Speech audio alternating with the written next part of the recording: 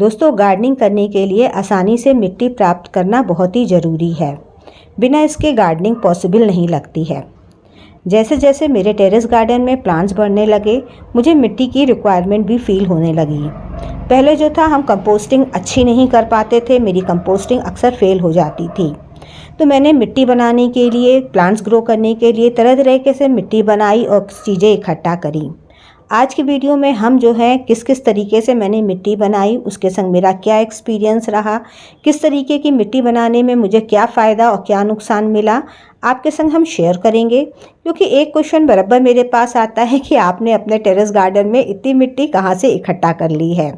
दोस्तों, मैं हूँ विजया और आप देख रहे हो विजयास क्रिएटिव गार्डन।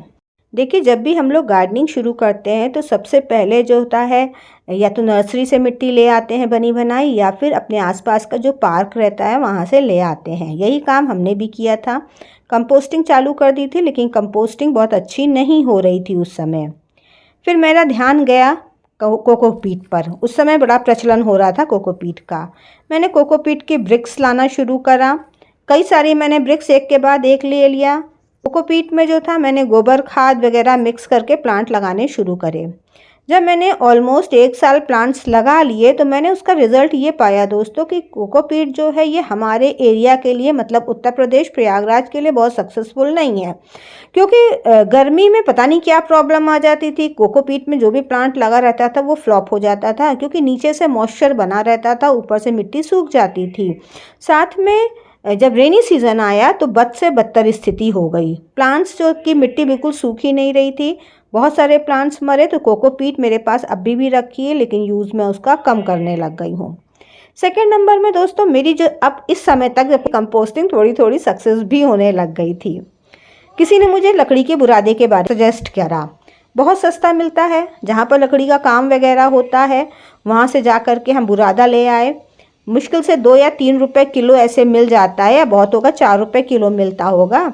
एक बोरी ले आए, काफ़ी दिन चला, लेकिन रिज़ल्ट ये रहा कि प्लांट्स बहुत अच्छे ग्रो नहीं हुए। बाद में जो था कि बुरादे की कंपोस्टिंग कर लो, उसके बाद उसको यूज़ करो। अब मेरी कंपोस्टिंग भी सक्सेस होने लग गई थी।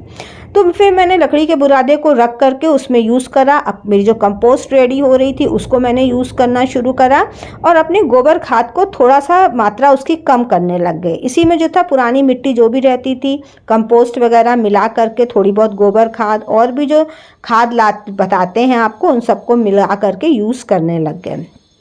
बाद में जो था हमको चावल की भूसी के बारे में भी पता लगने लगा। चावल की भूसी जो थी बहुत अच्छी थी, सक्सेस भी मुझे बहुत अच्छे से मिली। चावल की भूसी और कोकोपीट दोनों ही दोस्तों 2-3 साल में तो टोटली डिकम्पोज हो जाते हैं। लेकिन चावल की भूसी के संग ये प्रॉब्लम थी कि वो इतनी आसानी से मेरे लिए अवेलेबल नहीं थी।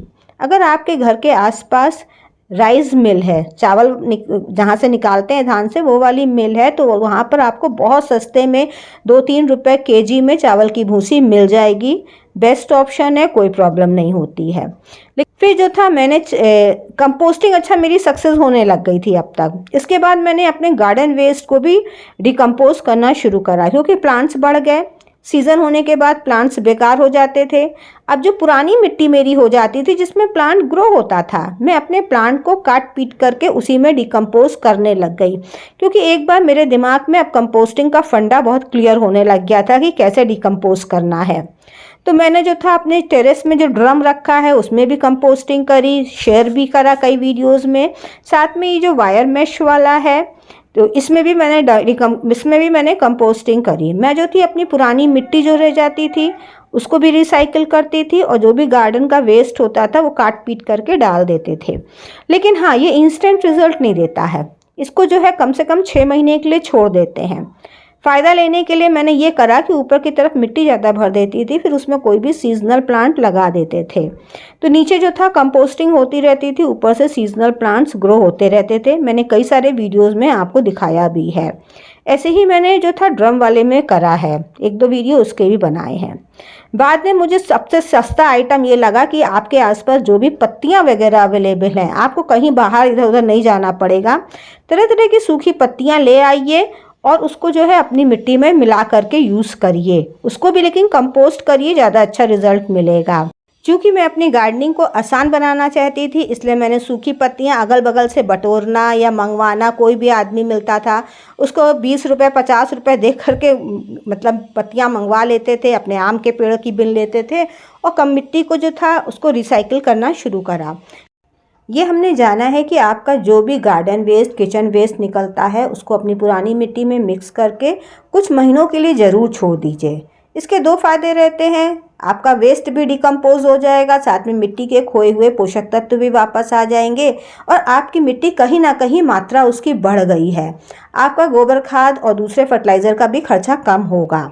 मैं ये नहीं कहती हूँ कि मैंने हर चीज़ खरीदना बिल्कुल बंद कर दिया है, नहीं खरीदती हूँ, लेकिन हाँ पहले जितनी ज़्यादा शॉपिंग करती थी अब उतनी नहीं करती हूँ, उसकी मात्रा कम आ गई है। इस तरीके से दोस्तों मेरी मिट्टी जो है बढ़ती जा रही है।